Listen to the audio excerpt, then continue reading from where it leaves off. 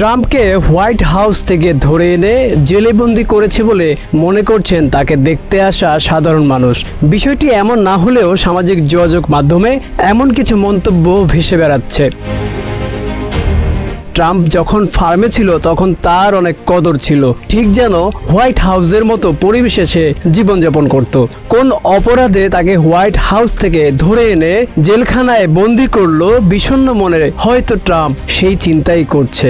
চিন্তিত ট্রাম্প হয়তো ভাবছে ভাইরাল হওয়াতেই তার আজ এমন অবস্থা।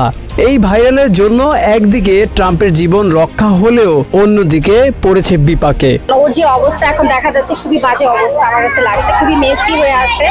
ও অন্য কোথাও থাকলে হয়তো অনেক যত্ন পাইতো, যেমন ওকে কুরবানির জন্য যে বাসায় নেওয়া হয়েছিল সেখানে অনেক যত্ন করে রাখা হয়েছিল, বাট এখানে আমার মনে হচ্ছে ওরকম যত্নে গভর্নমেন্ট এটাকে টেক ওভার করে চিড়িয়াখানার কাছে দিচ্ছে ফাইন।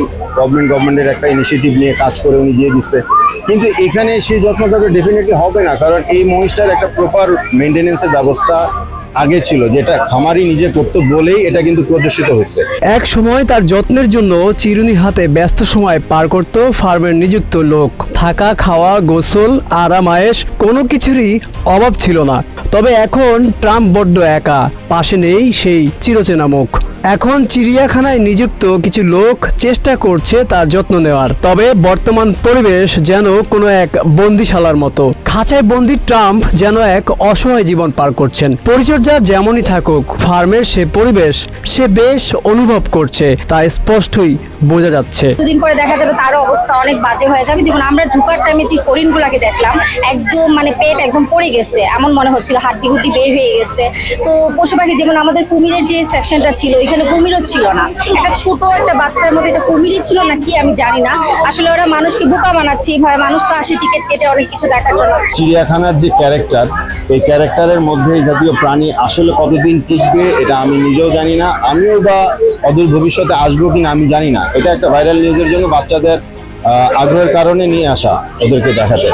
তো এখন কথা হচ্ছে যে এখানে আমার মতামতের মাধ্যমে বা চিড়িয়াখানার কতটুকু কর্ণপাত হবে সেটা আমি জানি না, কিন্তু এই ধরনের রেয়ার জিনিস প্রাণীগুলি পশু পাখিকে স্পেশাল কেয়ার নেওয়ার জন্য একটা টিম করা উচিত। সরকার থেকে ট্রাম্পের জন্য জাতীয় চিড়িয়াখানায় তার বসবাসের নির্ধারিত স্থান হলেও এমন পরিবেশের সাথে সে পরিচিত নয়।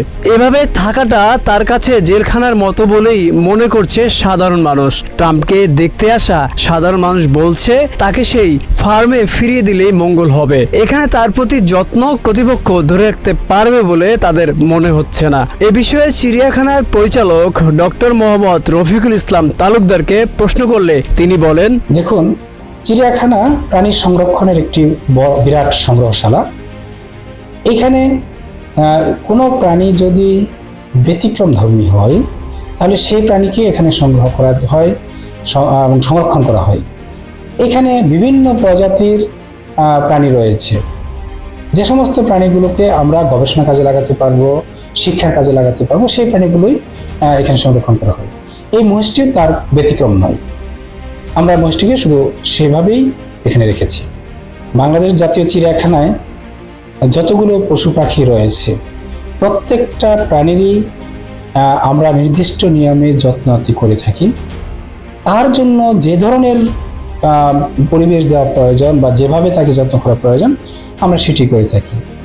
এখানে আমরা প্রত্যেকটি প্রাণীর যে নিয়মিত হেলথ চেক আপ করা, এই প্রাণীর খাদ্য পুষ্টি ব্যবস্থাপনা নিশ্চিত করা এবং এখানে প্রত্যেকটা প্রাণীর তার যে আরামের জন্য, তার বেটারমেন্টের জন্য, ওয়েলফেয়ার নিশ্চিত করার জন্য যে ধরনের অ্যাক্টিভিটিস নেওয়া দরকার আমরা সেই কাজগুলো করে থাকি।